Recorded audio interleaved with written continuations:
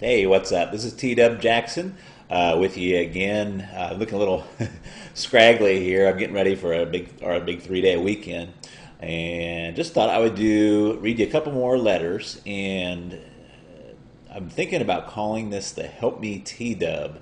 Kind of like the Dear Abby, or I thought about Dear T-Dub. I thought let's be original. And most of the questions that I get through email or in the letters is usually the subject is something to do with Help Me T-Dub, something along those lines. So let's read a couple letters. Let's read some good ones first, because I don't want this to be about all bad news all the time. This one, he's got a very original first name, so I'm not going to read his first name. But it says, I wanted to write and say thank you for the audiobook. I bought it 24 hours ago. I've been listening to it all day, and it's changed my outlook on my whole situation. Honestly, at the time, I was desperate for something to make me feel better and was convinced this was a scam. I can tell you I have not even read the book because the audio material is fantastic. Each time I start to get down about things, I listen to one of the chapters, and I feel like I can move on with my life. That's a great letter. He's talking about the audio book. It's an add-on. You get the textbook, and if you want the audio book, you can get that as well. But that's what he's listening to. Let's do another one here right quick. This one's really short. It's from Tommy. His subject is Hell Yes. It says, TW, I got my wife and kids back. I do not know how to tell you thank you. Please get back with me. I got so much happiness in me. You help if you need my help. I will tell everyone. Then it says, Tommy, P.S. I tell my story to everyone. Tommy, that's great, and that's why I'm doing this.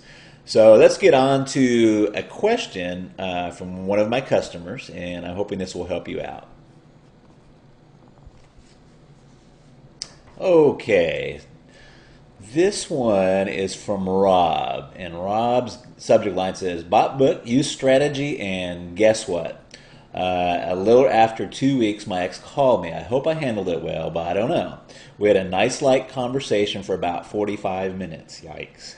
We'll get to that. She basically asked me how things were going and said she just called to see how I was. How do I interpret this? I'm now going to wait another week and call her and ask her if she wants to meet. Is this the right strategy? Thanks, Rob. Rob, this is kind of a common situation, and it kind of goes along with people making some common mistakes. And what happens is, and don't feel bad because it's normal to feel this way. What happens is you start making some headway. Your ex starts to call you, or they're coming around because you're pulling now instead of pushing, and they start coming towards you. But then it goes into you get too excited. And I have a name for this. I can call it premature reconciliation. That's premature reconciliation. So, for example, you were talking about in your letter that you talked to her for 45 minutes. That's way, way too long. Way too long. When you if they call and they catch you off guard and you don't catch the caller ID, you always want to be friendly. You can say, hey, it's great to hear from you. I'm like so busy, I don't have a whole lot of time to talk. Maybe at some point we can get back together and chat and stuff, but I don't have a whole lot of time to talk right now. And you really cut that conversation short. And the same thing, what happens a lot with a lot of folks is their ex will start to call and text message them again, and do a lot of texting. And let me tell you, see these two things right here? I don't know if I got this up here so you can see it or not. These two things right here. Your two thumbs, those are the two body parts that can really destroy your chances of getting your ex back. Okay? Don't text, especially in that period where we are trying to work and attract them back. Don't be using that text message. That will just destroy your chances. What you want to do and what your attitude wants to be, and again, it's not all about just what you say and the words. It's got to come from the inside and the attitude. But you want to be at a point where you're saying, hey, I'm taking some time for myself. I agree with the breakup, and let's just get some space. And I love hearing from you. It's great to hear from you, but let's take some time, and then we can talk. Okay? Does that make sense? Let me give you another example. Okay, here's a perfect example of what I'm calling the premature reconciliation. And I don't have the email in front of me, but I remember it very well, and it's all too common situation. But this was from a customer, and she got too excited. She started to make some headway and make some progress, and her boyfriend called her one night all sad and depressed, and she wrote me, and the reason she was writing me, she's all, your system was really working for me. And he called me one night and he was depressed and he said he missed me. So I dropped everything and I ran over, and I remember her exact words. He said, I ran over there and I professed my undying love to him. And I think, and she didn't come out and say this, but I think they slept together that night.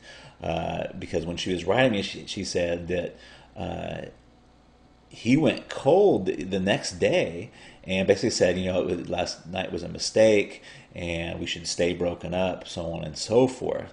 And that's why by him saying that last night was a mistake, I really think they slept together. So what should she have done? What should she have said? It would have went a lot better if she would just said, hey, it's so great to hear from you, and gosh, I'm sorry you're going through such a tough time.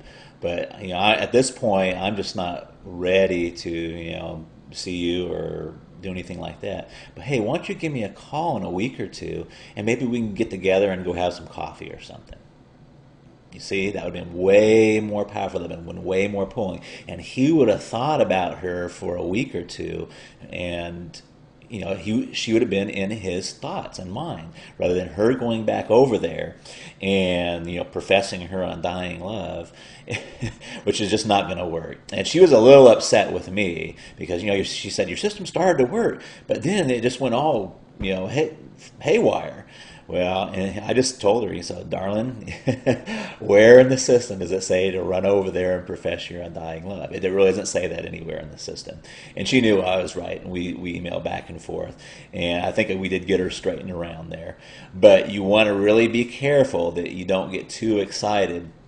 In the system, there are very powerful techniques and methods for them to get them to call you and to start pursuing you. But you have to be careful of the premature reconciliation. So, don't talk to him for 45 minutes on the phone. Don't let these two body parts ruin your chances there. Be cool, be aloof, let them chase you a little bit. Always be a little bit hesitant. If they call you up, that 2 weeks that goes by, if he calls her up and says, hey, you said to call you up in a couple of weeks, let's go have coffee. Always be a little unsure. Maybe, that kind of sounds good. When would you like to do it? Don't just be rushing in there. Women are better at this than men are. But, don't get too excited. Don't fall victim to premature reconciliation. If you don't have a copy of Magic of Making Up, I would just like to very gently nudge you to click the link underneath there. And it really does work. It's not a scam. And I am very involved in trying to help folks get their exes back, save families, and save relationships. Great talking to you, and stay tuned for the next edition of Help Me T-Dub. Thanks.